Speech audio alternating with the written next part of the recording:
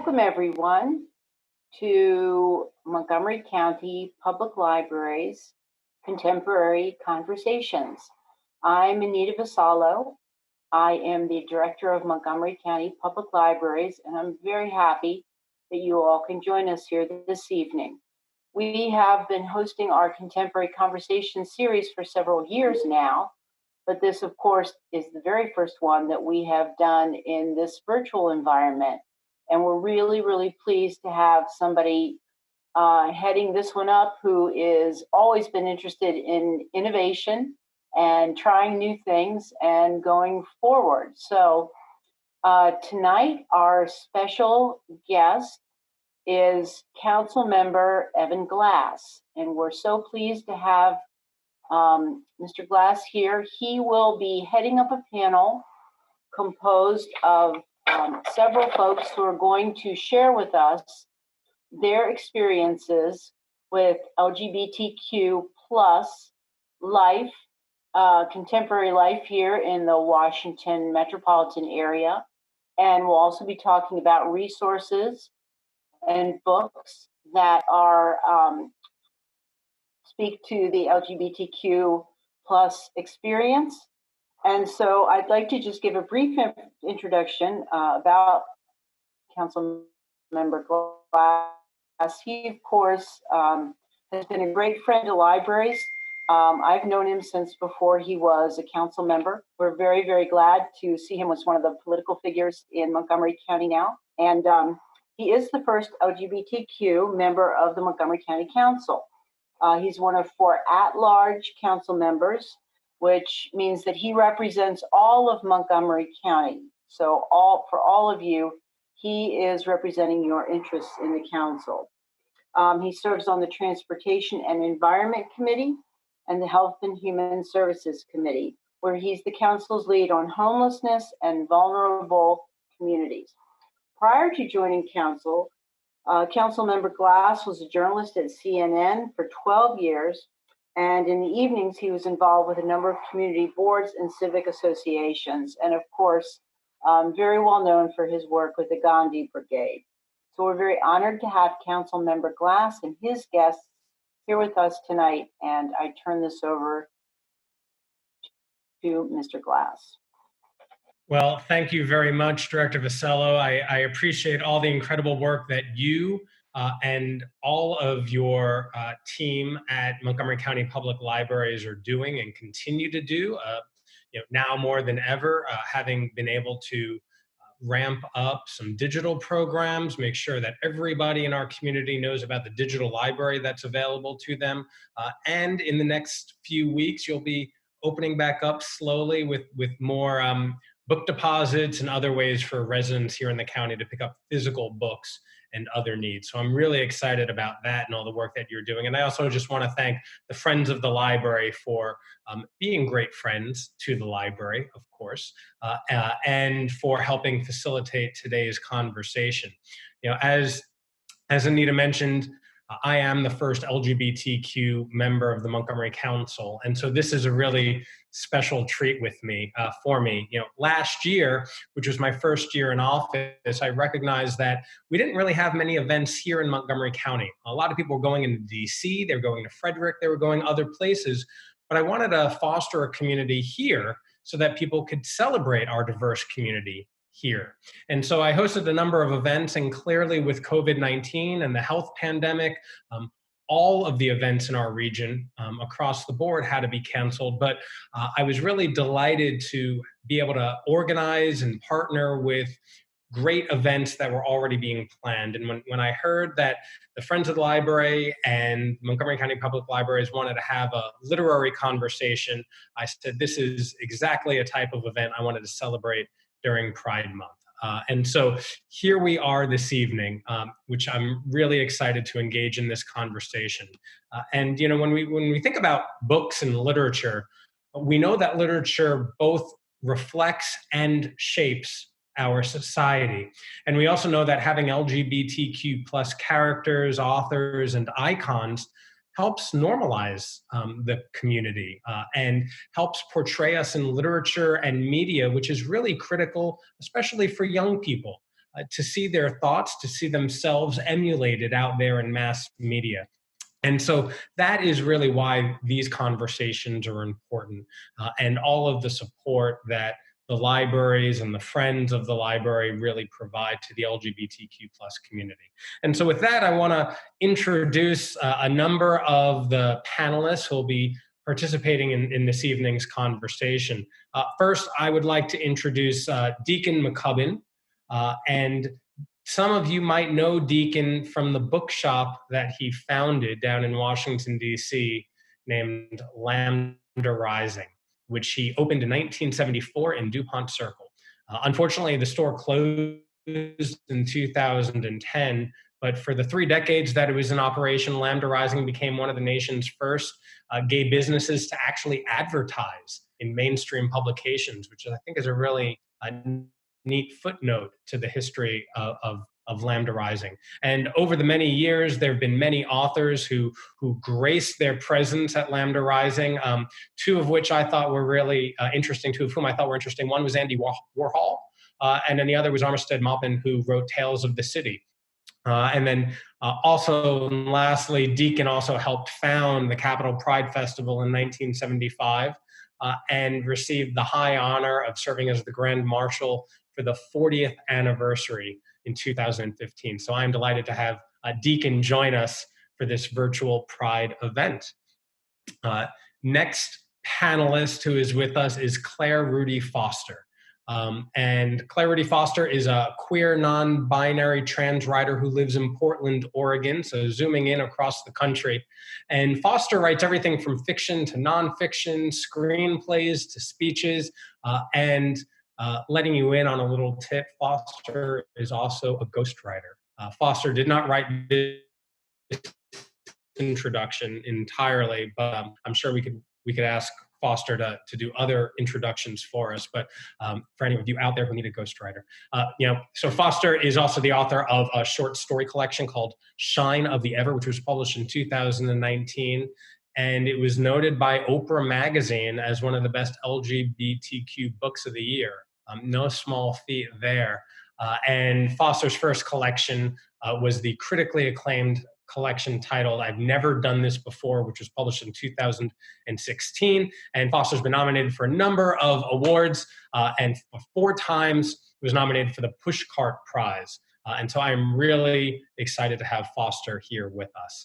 And then rounding us out is another homegrown talent, Tyrese Coleman, who is a writer, a wife, a mother, and an attorney, right? That's like a powerhouse. I was going to say trio, but there's 4, right? So Tyrese's debut collection of stories and essays called How to Sit was published in 2018, and it was nominated for a 2019 PEN Open Book Award. I mean, awesome. This is a powerhouse team.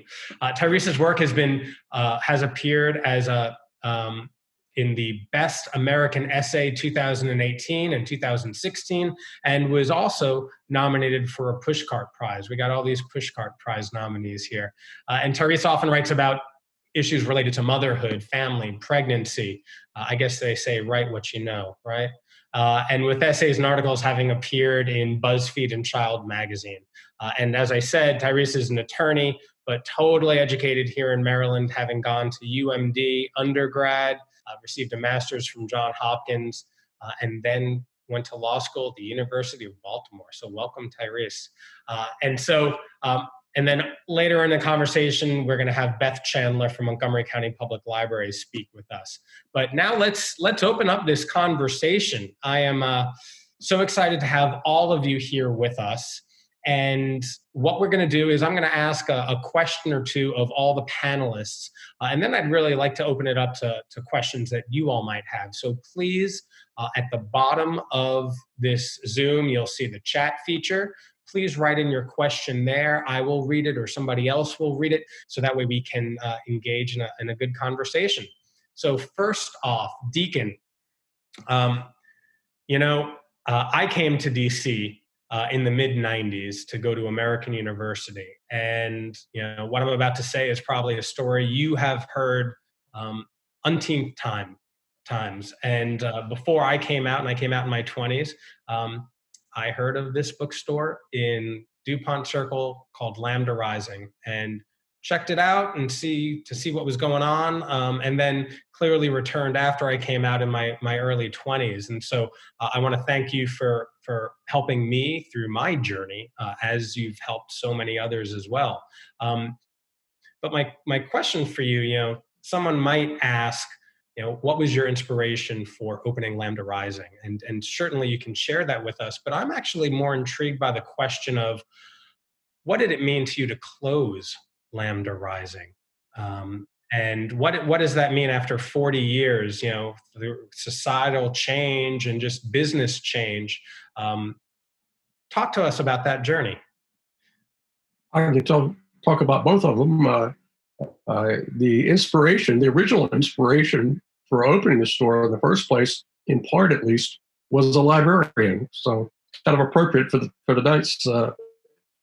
I went to a library in D.C. looking for gay books, and they didn't have any. There weren't any on the shelves. They had them in the card catalog. There were lots of them in the card catalog, but they weren't on the shelves. And I asked the librarian where they were, and she told me that there were two things that happened to the books. One was that gay people would come in and they'd be embarrassed to check them out, so they'd take them. And the other was people would come in and didn't like them, and they would rip pages out of them and throw them in the trash. They could not keep gay books on the shelf. I then went to a bookstore, a community bookstore, and asked them where in their store I would find some good gay literature. And the guy behind the counter says, "We don't carry those kind of books." Immediately, I figured there must be a need for a gay bookstore, because there was no other way to get gay books. And I had been to Oscar Wilde Bookstore in New York. That was the first LGBT bookstore that had ever been opened. And it was opened in 1967. And I thought when I was there that someday it would be nice if Washington had a store like that. And a year later, I opened one.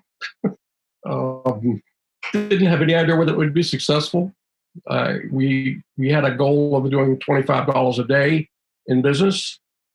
If we did that much, we could pay the rent and stay in business. I'm happy to say we did more than that. The store grew and added more stock, and eventually moved to larger locations, and then moved again to another larger location. And eventually we had 5,000 square feet of space on Connecticut Avenue in a prime shopping district. So that all went very, very well for us. Jumping ahead 35 years, when we finally got to the point of closing the store, I put out a notice that I indicated that the term mission accomplished had gotten a bad rep in recent years from the Bush administration. But in fact, in this case, it was what really fit for us. And the reason was this. When we started the store originally, we did it so that the books would be available in our store, but also so that publishers would know that those books could sell. Authors would know that there were people eager to read those books. And once that happened, bookstores would also stock those books. 35 years later, everybody sells lesbian and gay book literature. Queer literature is everywhere you look. Yes, it's in Amazon, it's online. Virtually every general bookstore carries our literature now. And so our mission had been accomplished. We put ourselves out of business, basically. It was a sad time. I'm not going to pretend it wasn't. When you've done something for 35 years and enjoyed every day of it, it's hard to put it behind you. But I've gotten old. And it was time for me to retire. And I didn't like the idea of having somebody else operating the store under the same name. I wish somebody else would open a store like that. I'd be happy to help them do that. But I couldn't quite stomach the idea of walking down Connecticut Avenue and seeing my baby run in some other way by other people. That just didn't sit well with me. So that's why we closed. Since we closed, we've heard from thousands and thousands and thousands of people that tell the stories about when they were in the bookstore and what they learned from being there. And it's been very touching. really happy to hear those things. Well, thank you for having accomplished your mission and helping so many people, whether they were young or by today's standards, it's old coming out in your 20s, but we know everyone's individual stories were different. And thank you for creating a safe space where we could figure out who we were. I really appreciate that, Deacon, for everything that you've done and all the stories that you have to share. And I might call back on you for some of those good stories. So stay tuned.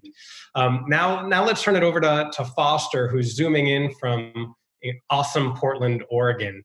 And so, Foster, having such a varied writing talent in everything that you do, talk to us about why you think it's imperative that LGBTQ plus the community have books and authors that they can relate to like yours. Oh, thank you for that question. I'm not from Portland. I grew up in Fairfax County, a little bit south of you. Yes, I'm from the 703. So it's so nice to hear these East Coast accents again. Oh my goodness. I came out as bisexual quite young. I was 15. And I think that for me, I was so hungry for community and I was so lonely. I think the experience of being isolated as a young person is fairly common. And when you add queerness to that, it can compound the sense of loneliness. So I really craved stories where there were people who were like me, who were figuring themselves out and who were making mistakes, this rite of passage that I was so eager to undergo myself. And I think that that's important for all people, regardless of their identities, but I think especially for queer people, because I don't know many closeted straight people. I don't know many people who, wait 20 years and then come out as heterosexuals. I mean, God bless you. But, when your identity is conflated with sex, like Deacon's story about, we don't carry those kinds of books. My identity isn't smutty. I'm not a dirty person. I shouldn't need to hide. But because of those attitudes and those stereotypes, I think it's very important that especially young people have access to creative work that depicts them in a positive and powerful way. That was really life-saving for me. I also wanted to add that I saw that a couple of hours ago, the ALA, the American Library Association, released a statement in favor of transgender rights, and has declared that libraries are safe spaces for trans people and that librarians have a responsibility to protect our community and make those materials available and accessible to everybody, especially people with marginalized identities. I just, my inner 15-year-old is just, I've been in tears for hours just thinking about how important it was for me to have a place to go where I knew that I would find a voice that sounded like mine and made me feel at home. Well, as a former journalist, I appreciate you breaking that news with us right now. I mean, that's awesome. You couldn't have timed it any better. So thank you, Foster, for sharing that. Now let's turn it over to Tyrese. And Tyrese, your work focuses on Black womanhood and your relationships with your mother and grandmother and other members of your family. And here we are celebrating Pride, but also recognizing the civil rights struggles that are taking place all around us as we continue fighting for everyone's civil liberties and specifically fighting to ensure that Black lives matter.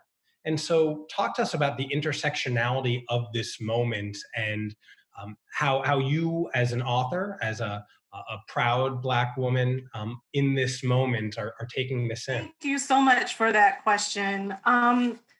So for me, it's about the lives part. There's 3 words in BL and Black Lives Matter. And for me, it's the lives. And what I hope in terms of how this moment takes shape and when we look back on it in history is that we start to shape it towards an understanding of providing a fulfillment of life, a certain level of joy, and the ability to move within our own worlds and in the context of our own communities and environments that give space for those lives, give space for the joy that is involved in being Black, for the joy that's involved in being queer, for just being and living within your own body, your skin, your own identity, and who you are as a person. I don't believe that if you contextualize or compartmentalize the term Black and you don't include LGBTQ plus individuals, then you aren't really a part of this movement. That's just point blank, period. Every Black life, regardless of how they identify, is important and does matter. Especially, when you think about the injustice of Black trans women who are murdered on a very, regular basis. There is no investigation into those murders. There's nothing that comes from them. And they are so vulnerable. They're one of the most vulnerable parts of our community. And as a Black woman, I want to uplift my other Black women, and I want us to all be safe. And so that's where the intersectionality of it for me exists.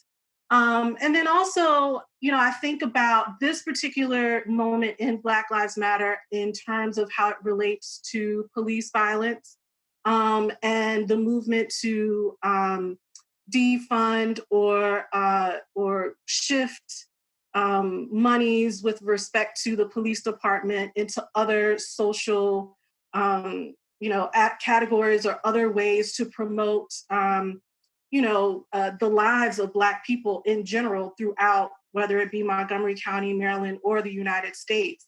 Removing the police from, from public schools, having the money in place to give people care when it comes to mental health concerns, when it comes to finding getting their footing in life if they're on the street and need some assistance in those arenas. I have an autistic child who's in Montgomery County school systems, and we moved here because of his disability, and it has been an amazing journey to go from one county to another where I feel like he is being taken care of in a very in a very good way. And what I hope comes from this particular movement is that our governments start to really reinvest and look at the ways in which we fund the police system, fund other departments within our counties, and give more money to our educational system, where there are a vast majority, as Foster just talked about, being 15 and being queer and not knowing exactly where you fit in and what kind of part of where you are in the community, having those safe spaces, including the library system, using our funds to promote a way to give those lives much more meaning. So that's the intersectionality for me. Yeah, and I really appreciate you elevating the need to support and protect Black trans women, who are, I think, based on just the statistics alone, the most vulnerable segment of our community, our population. And so you're absolutely right there. And so thank you for sharing that, some of your personal story as well with us. I'm looking at some of the questions, and if you have questions, please continue to share them. Real quick, before I go to one of the questions, I just want to give a shout out to a friend here in Montgomery County, Honorable Jeffrey Slavin, who is the mayor of Somerset, a member of the LGBTQ plus community as well. So Mr. Mayor Jeffries, thank you for joining us this evening. And thank you earlier this month for inviting me to help raise the pride flag for the very first time in your community. I thought it was awesome.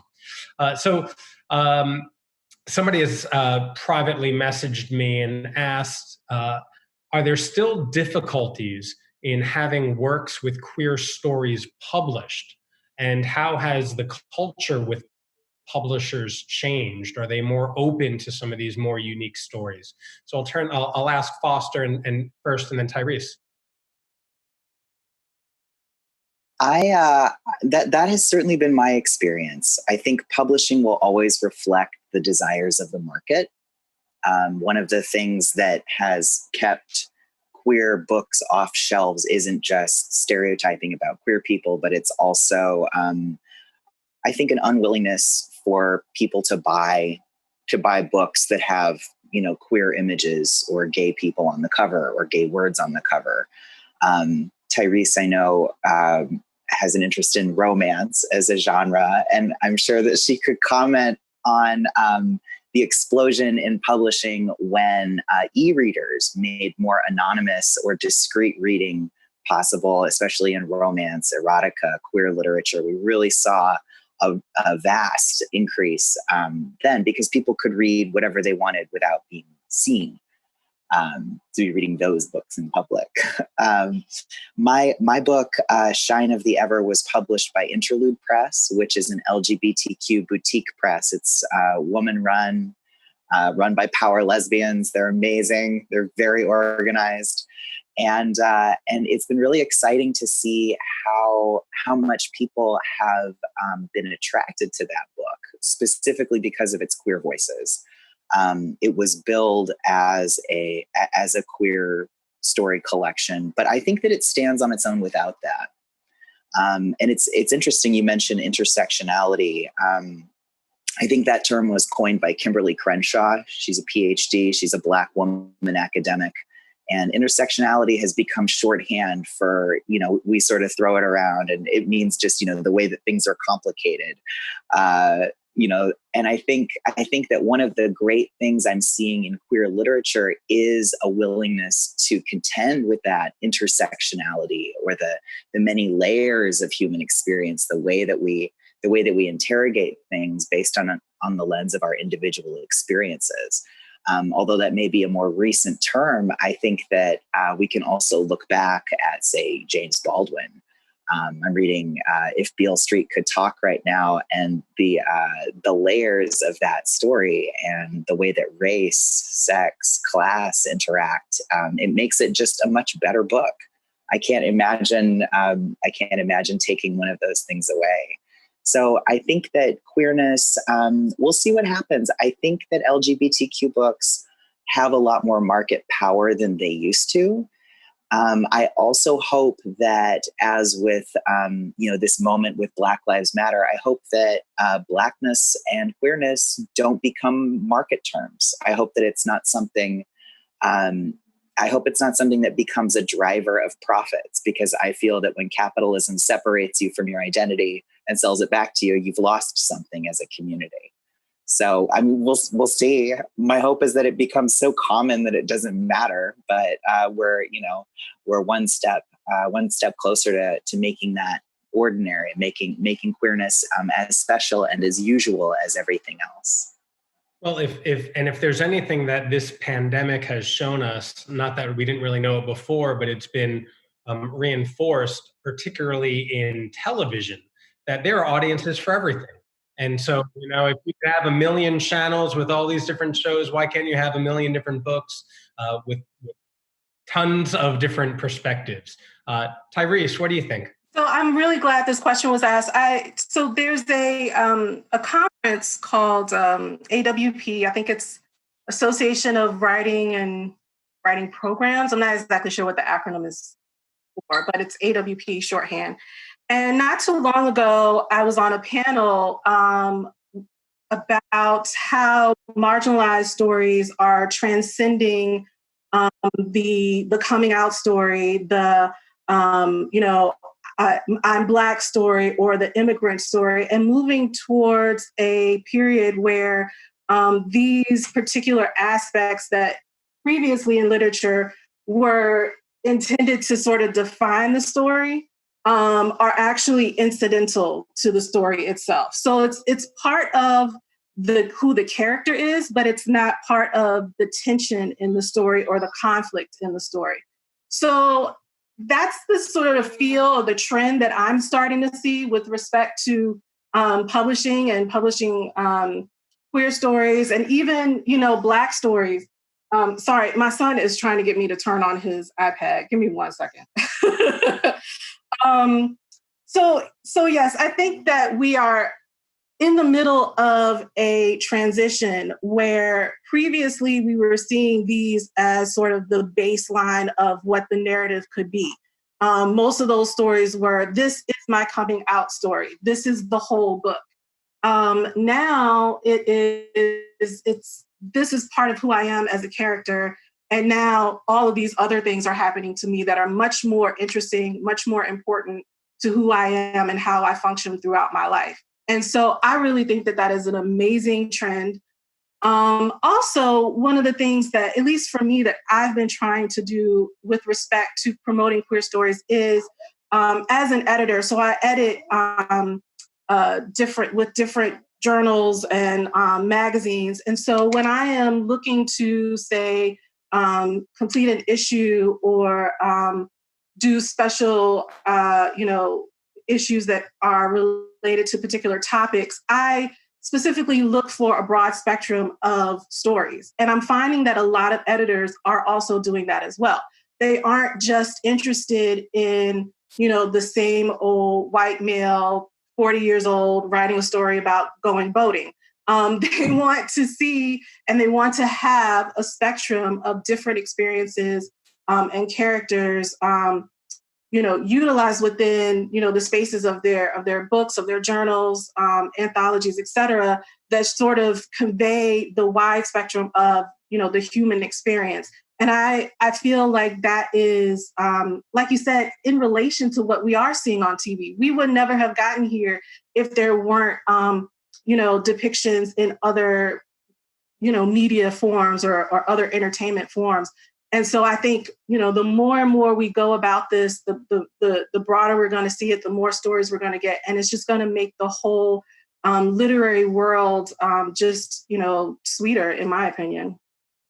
Yeah, I think you said it beautifully, because quite frankly, the tapestry, the beautiful tapestry that we have are made up of millions of different patches, right? Little pieces of cloth and stitches. And so I appreciate your thoughtfulness in that response. And let me augment the question a little bit and turn it over to Deacon and say, as someone who operated a bookstore, how did you select the books or the works that were going to be, on your shelves? Was there anything that was maybe a little too risque at various points in time for you to sell? No, I was never worried about whether something was too risque or not. I mean, we didn't carry hardcore porn, but other than that, we would carry pretty much anything. Erotica was fine. We carried all of that. Our goal for selecting books was very, very simple. We wanted to have every single book we could find that had relevance to lesbian and gay and bisexual and transgender people. If it was positive. We didn't normally carry negative books, of course. Once in a while, we made an exception. When Anita Bryant was putting on her Save the Children campaign, she came out with a book. So we put the book in our window and gave all the money to local gay organizations that came from the sale of that book, because there were people that wanted to know what the enemy said. And that was a reason for carrying that book in a very limited way, but we did do that. Generally, though, we tried to make sure that everybody's views were represented in the store. That was not always easy to do, because particularly in the early days when we first started, there were not a lot of books about LGBT Black individuals. So there were not a lot of books about Hispanics. There were not a lot of books about Asians. They just didn't have a whole lot of literature behind them. We could find a few here or there, but not enough to do a section in the store, so to speak. So we had to really push and hard for that. We did. We went mostly to LGBT publishing houses to try to convince them that these were stories that needed to be written about and stories that needed to be told. And they started gradually adding to it. And when they started publishing them, they sold fine. So that was as far as they were concerned, that was the bottom line. If a book will sell, I'll publish it. The same thing happened with greeting cards. We constantly had people complaining that all of our greeting cards were white. They were, because nobody was making Black greeting cards for our market. So we had to find people who were artists, put them together with people who could publish the cards and get them to start making cards. And once they did, they sold like hotcakes. So, there was never a question that there was a market for it, but it was really, really hard to get all those pieces together until they started working well. So next time I introduce you, I'm going to add agent to your title as well, because clearly you really helped elevate so many different writers. I think that's beautiful, where you recognized what the need was and pushed upward to get the power structure to adopt it, to recognize it. Wonderful, wonderful. Thank you, Deacon.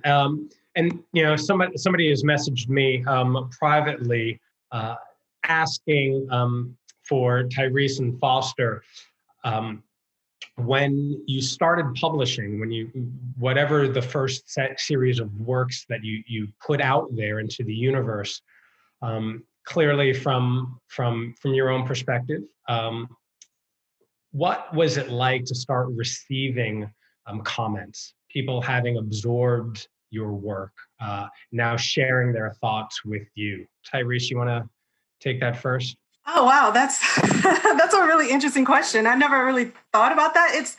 It's humbling in a way. I mean, because sometimes you write things that people don't like. I, for example, wrote a piece in Lit Hub about Jane Eyre that had a lot of neoconservatives very mad at me because I talked about how Jane Eyre is racist as a book. So, sometimes you get feedback that's really interesting and really fun and excellent, and then sometimes you get negative feedback. What has been, I think, the most rewarding thing about being a writer, though, is hearing from educators who use my work in their classrooms.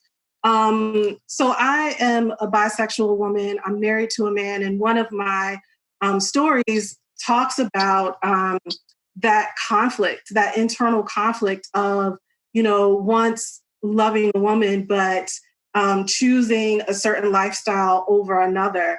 And I have received so much positive feedback from that story because I think it's a perspective that isn't often read about or heard from, but also is taught as a part of certain curriculums, LGBTQ plus, syllabi. So it's because of that, because of its topic, but also because of its nuance and also because of what it also discusses in terms of gentrification and other aspects. So it's a really humbling thing to know that there are individuals whose job it is to educate people who think that my work is worthy of use in their classroom. That's a really amazing thing. But it never actually feels like real life when people, at least for me, when people comment and send you nice messages, it's like, oh my gosh, I can't believe these people actually like what I'm doing. So yeah, it's a great feeling, but it comes sometimes with some sticky things too.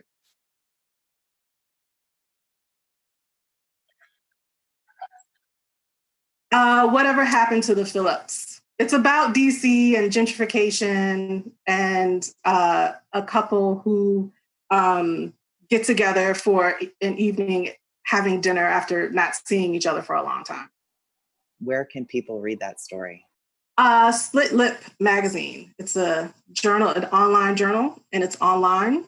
You can read it at any point. I think that's the first piece of yours that I ever encountered, and I was blown away by, like you said, the nuance of it. It was just so incredible. I'm not at all surprised to hear that it's making its way into different syllabi and that kind of thing. It's a really incredible story. To have your work be used as an educational tool, I would think is probably one of the highest compliments. So I think that's pretty awesome. Thank you for sharing that. And so, and Foster, how about you when people started commenting on your work? Commenting. Other people are allowed to be wrong too, Evan. That's my opinion, is that, when you publish, you have to accept that other people are allowed to be wrong too. I'm joking mostly. Tyrese is right. When you're on someone's syllabus or when you're on a library shelf, that's how you know you've really made it. For me, I wasn't prepared for the vast amount of feedback I was going to get on my writing. For me, I was writing from a place of, I wanted representation for people who are having experiences like mine, or especially younger people who are looking for stories in which they felt that they belonged.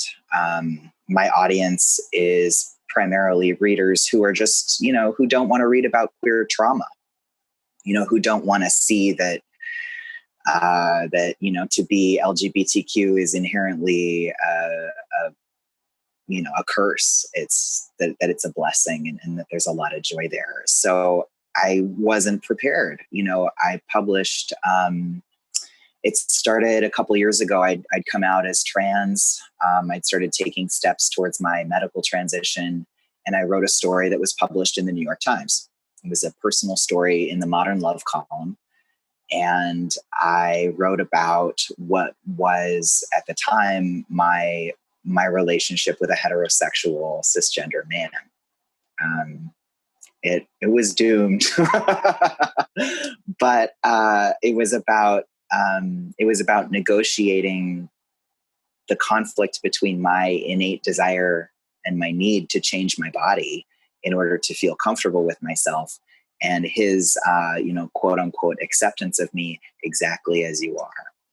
And I get emails and messages about this story every single day, every day. Still, it's been years. I get messages from people who are getting married, who want to know what they should wear to their wedding.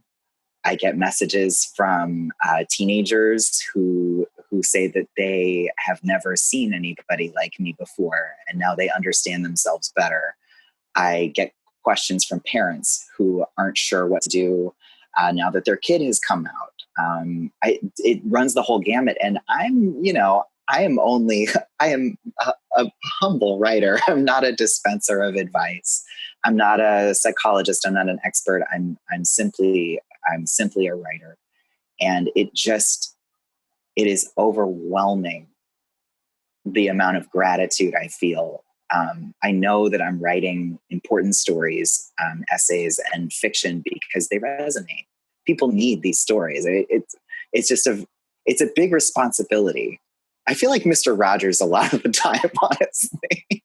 I'm at the point where every time I sit down, I think, okay, so what does the high school sophomore in Fairfax County need to hear that is going to get them through the day? What does the gay men who just got married and they're having their first fight after the honeymoon, like, how are they going to deal with this? What do people need to hear? And the responses tell me that there's a real desire for stories of this type, real ones.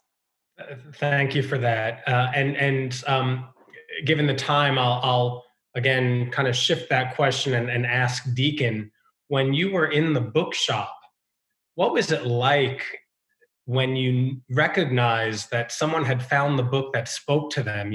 Foster and Tyrese are talking about, their works being shared in the classroom or via a Google search, right? And it's a eureka moment, but you clearly in the bookstore at a different period of time saw people's emotions up front as they were experiencing this. Almost every day, somebody would walk in and ask for some advice, or say they were looking for some particular kind of story or something like that.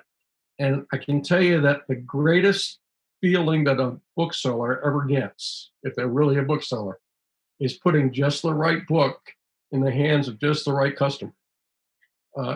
it's not the dollars for the book, it's the story that you're passing on to somebody that really needs it right now. I remember it happened a lot, but I remember one particular case where a man came in with his 15-year-old son to find books for his son. And he wrote a letter later saying how moved he was that there was somebody there that running a bookstore so he could let his son know how much he loved him, regardless. And that was exactly what that person needed at that moment. I don't know what he would have done if we hadn't had a bookstore, but he responded in that way. We saw those messages over and over and over and over again. I got a letter from a woman when we started our mail order service, a woman in some place in Iowa, some little county in Iowa. She lived in a community that had maybe 400 people in it. She had never in her life ever met another lesbian or gay person. Never in her life. And she was in her mid-20s or so at that time. She said 4 times a year she got a catalog in the mail. And she would sit down and she would check off the books she wanted to read. And she would send in her order. And a few days later, these packages would come. And it was just like Christmas to her. She'd rip them all open and start reading. She said, I've never met a gay person, but one of these days I'm going to go to the big city. And when I do, I'm going to know what to expect because I've got a connection with my people. That's the kind of thing that gave me the reward of working there for 35 years. I mean, you couldn't trade that for anything. It was wonderful. Well, I really appreciate that. And in the comment section, you said that the greatest joy for a bookseller is to put the right book in the hands of the right person. And Anita Vassallo astutely noted, well, that's also the goal for librarians, right? And so the beauty of all of that, and given the time, there's one other comment that somebody had asked about community and connection, and I think this is a great transition to bring in Beth Chandler into the conversation from Montgomery County Public Libraries, who is going to give everybody a little update on all the resources that Montgomery County Public Libraries have to help folks who are interested in this and trying to find some community. Okay, well, thank you very much, Councilmember Glass. Delighted to say that although our branches are currently closed, our extensive website is wide open. And I'll talk about a few of the resources you can get to right now. We have ebooks, we have e-audio, we have streaming video, and more. One is Overdrive, and I think we've got that on a slide here. That has ebooks and e-audio and a few graphic novels. It has these Rainbow Reads lists. You can see we have fiction and nonfiction. There's Beyond Magenta for teens and books for children. And Julianne is a mermaid, is one of the ones for younger kids. So we really have things from board books all the way up through stuff for adults. And this will be up till the end of the month. Once those are gone, you can do a search. I'll talk a little about that later, how you do a search if you have time. But hop on Overdrive. And for any of these, if you don't have a library card, you can get a digital library card. Just look on our website. So we'll go on. We recently got Hoopla, which we're delighted about. And this particular one shows comics on Hoopla. We also have ebooks, e-audio. We have some videos. We also have music. Our Hoopla sites all include LGBTQ content. First, you pick the format you want, and then for this month, we have a listing of things. One of my personal favorites is a teen and adult graphic novel called Bingo Love, which is a wonderful Black lesbian romance over the decades from the 50s to the present. And then we also have Canopy, which we've had for a while. They have multiple categories, subcategories for Pride Month. You can see modern love here. There's also historical things, documentaries, and so on. So just dive right in. And we have our live guides. You can search using whatever terms you want: gay, lesbian, transgender, looking for a couple things in non-binary. You can either search them all or go to specific topics such as business, health. And